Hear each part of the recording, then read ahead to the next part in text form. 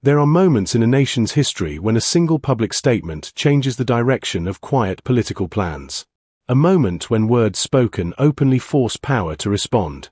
That moment came when a respected traditional ruler, Igbo, stood before an audience at a public conference and spoke directly about the fate of Nnamdi Kanu. His words were not cautious. They were not hidden behind diplomacy.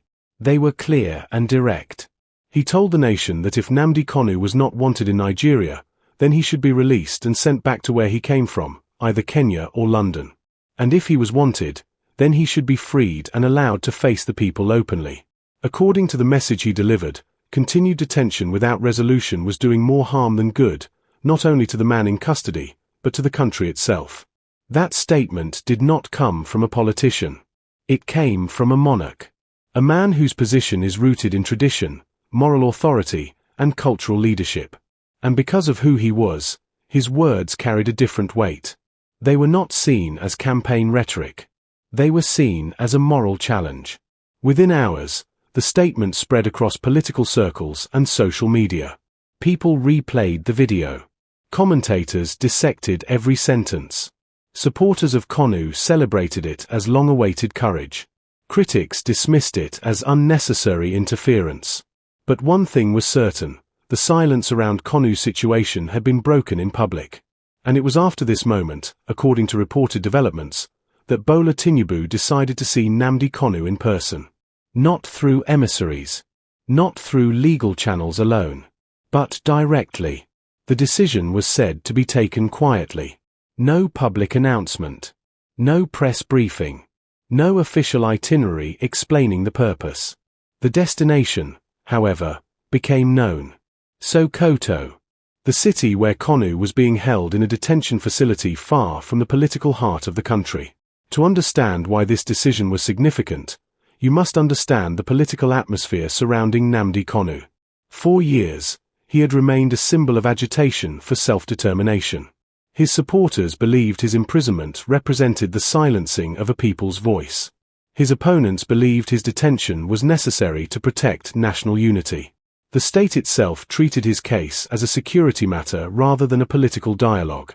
So when a monarch publicly told the president, in effect, to either free him or send him away, it was not just a suggestion. It was a challenge to resolve a lingering crisis. And shortly after that challenge, the president traveled to Sokoto. The arrival of the presidential convoy did not look like a routine visit. Security was unusually tight. Roads were controlled. Officials were careful with their movements. There was no public rally. No grand reception. This was not a political celebration. It was a calculated visit. Inside the detention facility, the atmosphere was tense. Nnamdi Kanu had already been informed that the president was in the city. He was told that the president wanted to see him. For many people, this would have been the moment of relief. The moment of hope. The moment when years of detention could end. But what followed was not what many expected. According to the reported account, an offer was placed before Kanu.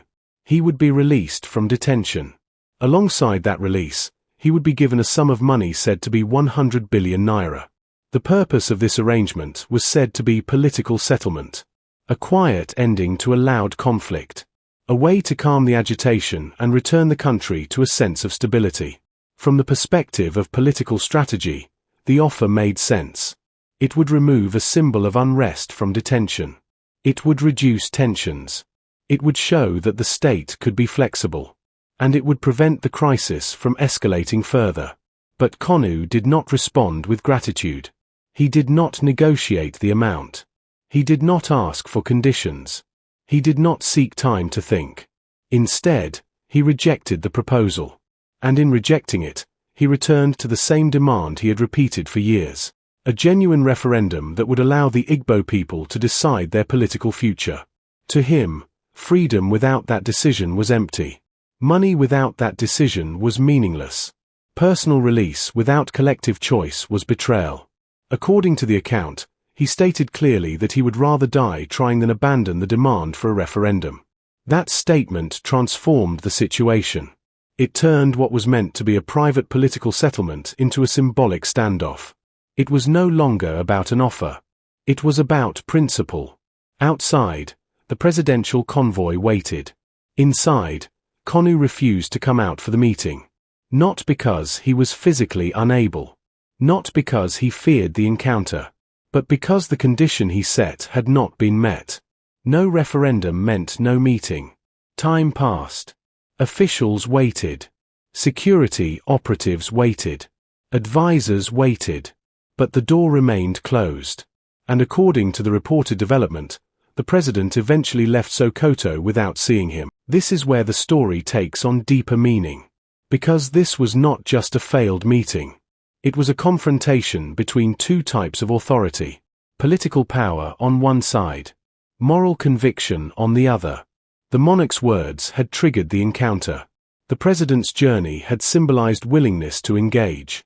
But Kanu's refusal turned the entire episode into something else. A test of resolve. From the perspective of Kanu's supporters, this was proof that their leader could not be bought. They argued that a man who rejects freedom and wealth for a referendum cannot be motivated by selfish interest. To them, it showed that his struggle was not about comfort, but about collective destiny. From the perspective of his critics, it was seen as reckless. They argued that refusing such an offer only prolonged his suffering and the country's instability. They believed compromise was necessary for peace. The state, however, was placed in an uncomfortable position. The president's decision to go to Sokoto suggested that he had been influenced by the monarch's public appeal. It suggested that the government recognized the need to address the issue personally. But the refusal exposed the limits of that approach. This is where the analysis becomes unavoidable. Because this moment reveals something deeper about the nature of political conflicts in Nigeria. Many conflicts are treated as security issues. But some are rooted in identity. And identity conflicts cannot be solved with money or detention alone. A referendum is not just a political request. It is a demand for legitimacy. It says, let the people decide. Let the population speak. Let the future be chosen openly. That is why it is feared. Because once people are allowed to decide their political destiny, the outcome cannot be controlled. Borders can change. Power can shift. History can be rewritten. The monarch's statement had framed the issue in moral terms. Either free him or send him away. Do not keep him in limbo. Do not let detention replace resolution. That framing forced the president to act. But Kanu's response reframed the situation again. Not as a question of detention, but as a question of national choice. Psychologically, this refusal carries enormous weight. A man who has been detained for years is expected to desire freedom above all else.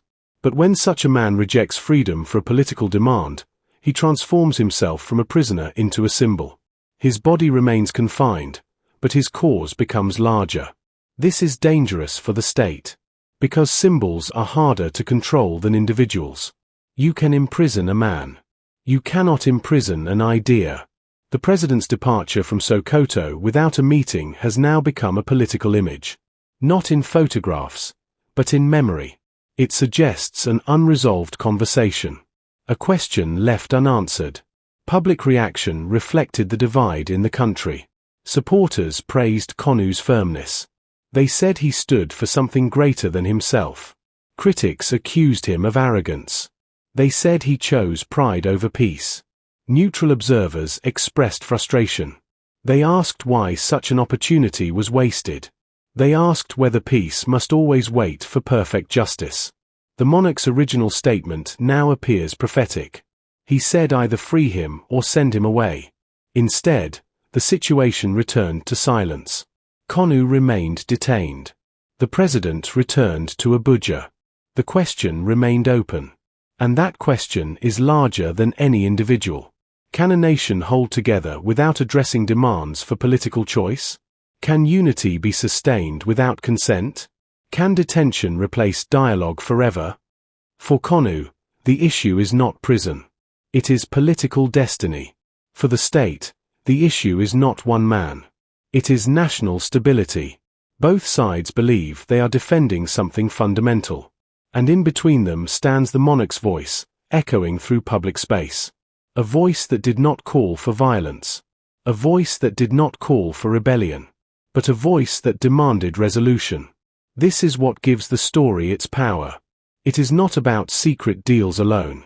It is about how public words force private action. How moral authority challenges political authority. How a detained man can still shape national debate. As the president left Sokoto without seeing Kanu, he also left behind a political symbol. The image of power approaching conviction and stopping short of contact.